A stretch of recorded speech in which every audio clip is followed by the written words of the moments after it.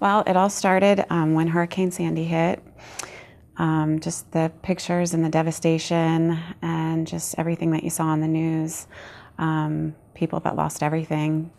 I'd said to one of my girlfriends, it's so close, we've got to do something. Let's just put a box together. Let's just get a box of supplies and put them together and just mail it. We'll find an address, we'll find somebody, we'll ship it off. And she said, that's a great idea, let's do it. So, of course, with social media, post it on Facebook. Anybody want to drop anything off, I'll be glad to put it in our box and we'll just send our box. Well, that box turned into 6 trips to New Jersey with full carloads and truckloads of supplies that, we just ended up taking. And it was just amazing. Everybody was like, yes, let's do this. Let's give, let's go.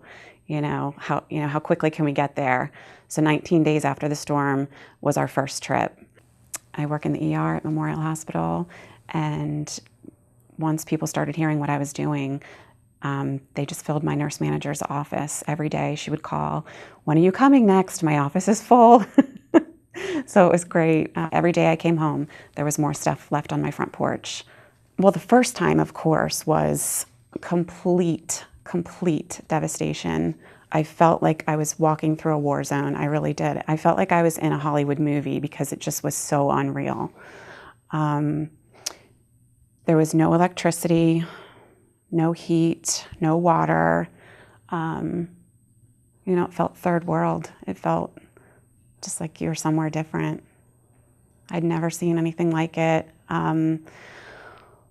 What I remember most about all my trips and the reasons that we kept going back were the people.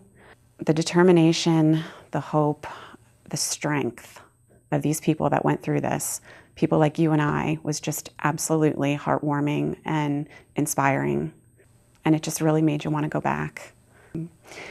I'll never forget when we pulled up into Rockaway the very first time.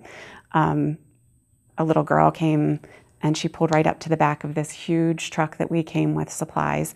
And she walked up and she touched me on the shoulder and she said, "Miss, do you have a warm coat that I can have? Is there anything warm in there? I'm freezing."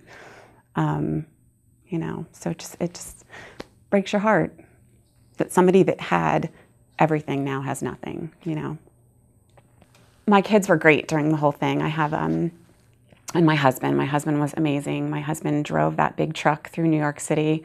My son said, "Mom, what are the kids going to play with now that they don't have any toys left?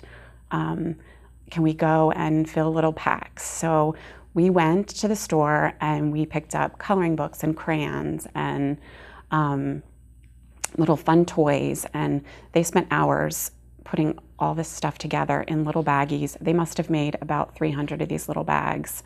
And we took them along with us and passed them out. And I think that was the biggest thing. And for Christmas, it was something that was definitely thought about in my house constantly. It's not about me. I just started a motion. I figured I could fill a box. I could put something together and get it there. The people in New York and New Jersey that were going through all that, they're the heroes. There's people that I met that lost everything, that were there helping their neighbor try to salvage some stuff that they could find, anything they could find. We can't all give a lot, but as a group, as a whole, we get together, and if we each just give a little, we can really give a lot.